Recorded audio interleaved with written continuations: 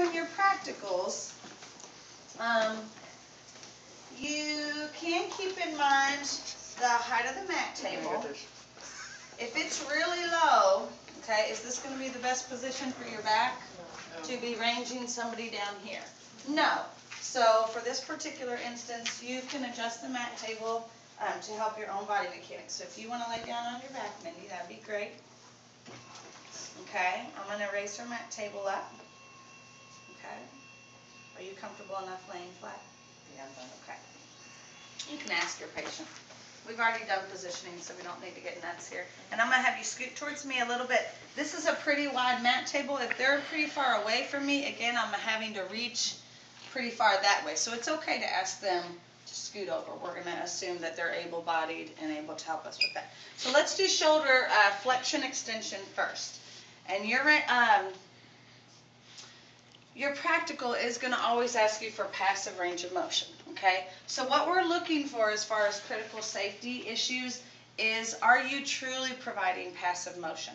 And the reason that can be a critical safety issue is if my patient has had a rotator cuff surgery and is not allowed to do any active motion at this point, and the only way I'm stretching her is like this, am I really supporting her arm very well? No. So is she getting passive motion? No. So could she potentially be causing problems and injury to her surgical site? Yes. Okay. So we have to make sure that we can see that it is true passive motion. So again, we're going to kind of cradle the arm in our own arm. So the arm that's closest to her body, I kind of hold that up by the elbow. So see how that cradles her arm real nice. Okay, she can really let it go heavy. And if I feel her helping me, I can even kind of say, there you go, let me have your arm, relax that. Then my other hand is up here by her wrist to kind of help guide that movement.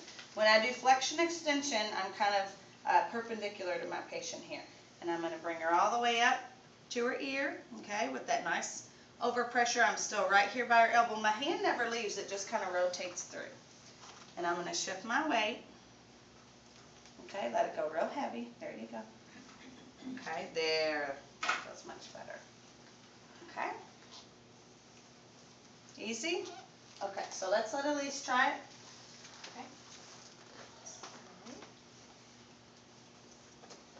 Okay. So her inside arm is going to come all the way up to her elbow. Okay. You want to kind of cradle that arm. There you go. So the arms almost appear crossed when you start. And I hold this kind of a little below her wrist. There you go. So above the elbow and above the wrist. Okay. Okay, so then all the way Up. Yeah. Is that okay too, Brad? Is that good? And then that hand just should kind of, there you go. Like this? Yep, yep. And make sure you're kind of shifting your weight. We'll probably have you ask you to do about 5 reps. So go ahead and do 5 reps. Should be 1. 1. There you go. Good. Let that arm go heavy. It looks like she's, there you go. There you go. Can you feel the difference when she relaxed? Yeah. And that's what you want to do. If you feel them start to help you, verbally cue them and say, let me have your arm, let your arm go heavy, relax your arm, whatever.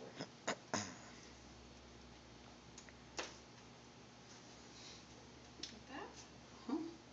Are you turning the wrist at all? I mean, do you have to turn the wrist? Her arm is kind of doing that on its own, isn't it? You just kind of letting the arm do its natural rotation. Because as you start her here, usually when we get about to 120 degrees, you're going to have some rotation occur. And you just kind of want to let that occur naturally. You'll see it even more so when we do the abduction.